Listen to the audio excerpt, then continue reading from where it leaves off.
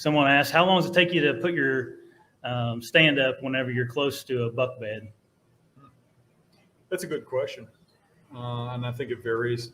It can be really slow and methodical, or it can be fast. I mean, if I'm real close, it's real quiet, I might be waiting for wind gusts before I do things, especially if there's a little bit of opening in between me and the buck.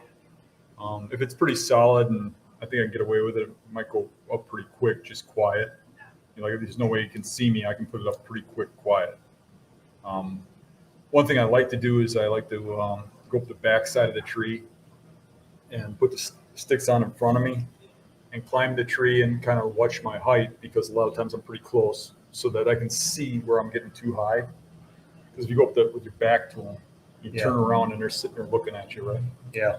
So then I put the tree stand around in front of me and put it on the tree. And then I try to just get the sticks up to the, over the stand a little bit, so I can step around real easy. And I just slide around the tree to the front real slow.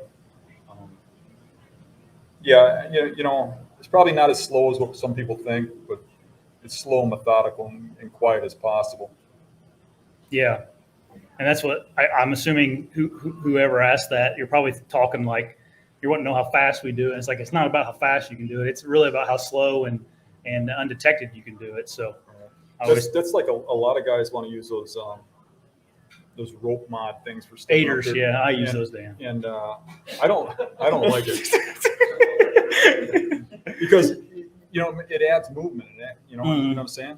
Where I can just take those sticks and real slowly go up, and I'm just used to that. And it's solid. There's no movement. There's no swinging around or anything.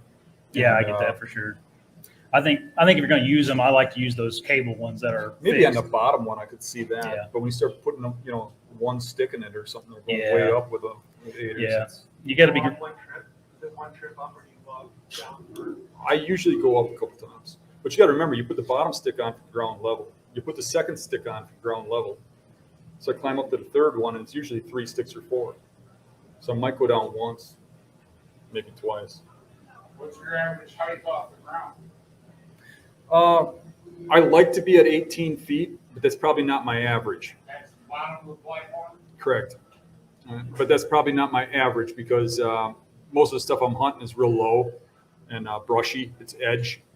So I'm probably averaging about 15, 16 feet. I mean, sometimes I'm 6 feet or 10 feet up, and sometimes I'm 25 because of the way cover works out. Depending on grade. Yeah. I don't like getting over 20, 25 feet, because then you start getting angles where you start wounding deer. You don't get both lungs good. I think your kill zone gets smaller as you get higher. Correct. I mean, you get up to like when I was younger, it was like a procedure of learning lessons. And at first you start getting busted, so you think, I got to get higher. And they won't bust me, and they don't bust you. But then you start wounding everything because you're getting one lungs, and then you come back down to reality. And what you end up learning in the end is that about 18, 20 feet up and about 18, 20 feet out from your stand is probably the perfect shot. But that's in a perfect world, and you kind of got to deal with what you get. And, I just hate those conversations about how high should I hunt, or how high do you hunt? The tree determines that. The cover determines that. You don't get to determine that. You get to place the stand.